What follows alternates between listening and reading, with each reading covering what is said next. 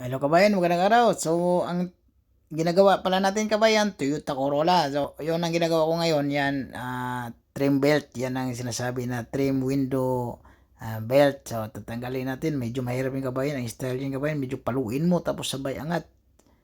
Yan o. So, medyo matibay talaga yan siya kabayan, lalo na yung mga ibang yung Toyota lang din naman. Honda, mahirap kabayan. Honda din, mahirap. Medyo matibay talaga.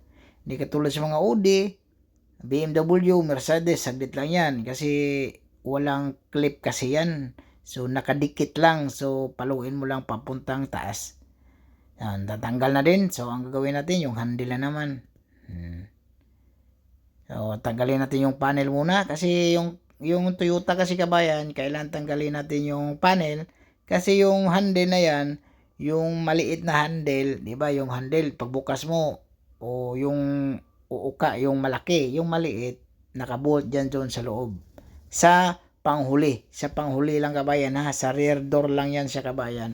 Pero sa harap pa naman, kailangan pa rin tanggalin yung panel kasi yung side mirror.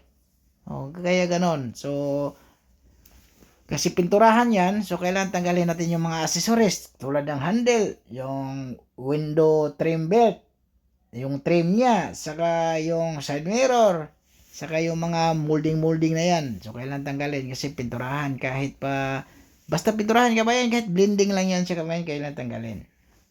So, tanggal na yung, tanggal na yung, lahat na kabayan, tanggal na. Yung, kuwan pala, yung katulad niya kabayan, kailangan tanggalin natin yung, T-light. So, kailangan natin tanggalin yung T-light. Yung bumper naman, iangat lang natin yan. Iangat lang natin. Tapos, yung T-light, kailangan tanggalin natin kasi pinturahan yung panel, di ba? Blending lang yan sa taas, sa baba yung repair, saka yung pintuan na rear door. So, yung panel pala, yung kuwan pala yung kabayan, yung T-light pala kabayan, may bracket sa loob ng sa loob ng bumper, tingnan mo, may bracket dyan sa loob, sa baba ng T-light. So, kailangan may bolt dun sa loob. Kailangan ilabas natin medyo yung bumper. So, okay na yun siya kabayan. Maraming salamat kabayan. Tapos na pala yung kabayan. Tapos na kabayan, pinturahan kabayan. Tingnan mo yung pintura kabayan. So, yung panel saka yung pintuan. Mga at saka running board. accessories lahat. Running board.